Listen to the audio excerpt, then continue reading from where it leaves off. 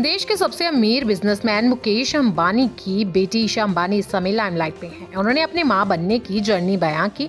जी हां, हाल ही में ईशा अंबानी ने वॉग मैगजीन को इंटरव्यू दिया, जिसमें उन्होंने अपने ट्विंस बेबी और आईवीएफ ट्रीटमेंट पर खुलकर बात की। एक और जहां अभी भी आईवीएफ को टैबू की तरह ही माना जाता है और जो महिलाएं आईवीएफ ट्रीटमेंट लेती तो हैं, लेकिन इसे सीक्रेट रखकर।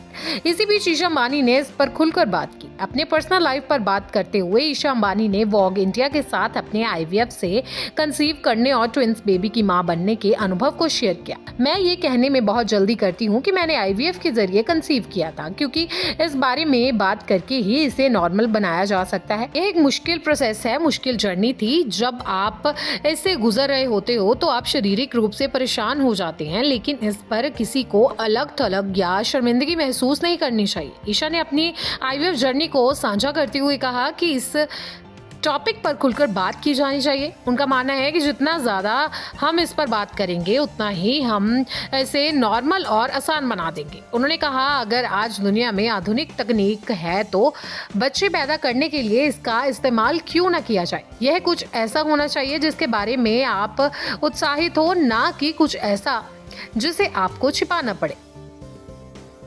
अगर आपको हेल्पिंग ग्रुप या किसी दूसरी महिलाएं मिल जाएं तो यह प्रक्रिया बहुत आसान लग सकती है। हालांकि अभी भी महिलाएं गुप्त रूप से आईवीएफ चक्कर से क्यों गुजरती रहती हैं, जबकि इसमें उसे फिजिकल और मेंटली दोनों ही तरीके से साथ की ज़रूरत होती है। ईशा ने ये भी कहा कि जब उन्होंने इस प्रोसेस को अपनाया तो उन्हें लगता था कि उनका रिश्ता अपनी माँ के साथ और मजबूत हो गया, क्योंकि उन्होंने ठीक वैसे ही किया जैसे उनकी मां नीता अंबानी ने ईशा और आकाश को कंसीव करते समय किया था, क्योंकि नीता अंबानी ने भी आईवीएफ के जरिए ही ईशा और आकाश अंबानी को जन्म दिया था।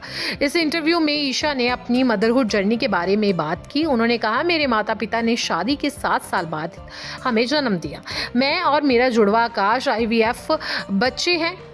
जब मेरी माँ ने आखिरकार हमें जन्म दिया तो वह शुरू में एक पूर्णकालिक माँ बनना चाहती थी। बाद में जब हम 5 साल के थे तो वह काम कर वापस चली गई, लेकिन वह अभी भी एक टाइगर मॉम थी। अपने पति अनंत पिरामल से मिले स्पोर्ट का भी उन्होंने बीच में जिक्र किया और दिल से धन्यवाद भी किया। उन्होंने कहा, एक माँ को बहुत ज़्यादा प्रसव पीड़ा सहनी पड़ती है, क्योंकि ब्रेस्ट फीडिंग जैसी कुछ चीज़ें हैं जो केवल माँ ही कर सकती है, लेकिन पेरेंटिंग के मामले में कई अन्य चीज़ें ऐसी भी हैं जो पति और पत्नी दोनों कर सकते हैं और करनी भी चाहिए।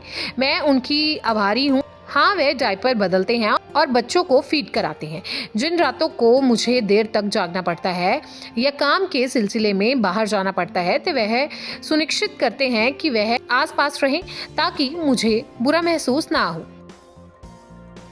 ईशा ने अपने इस सफ़र को शेयर कर उन महिलाओं को हौसला दिया है जो किसी कारणवश या हेल्थ इश्यूज के चलते नॉर्मल कंसीव नहीं कर पाती।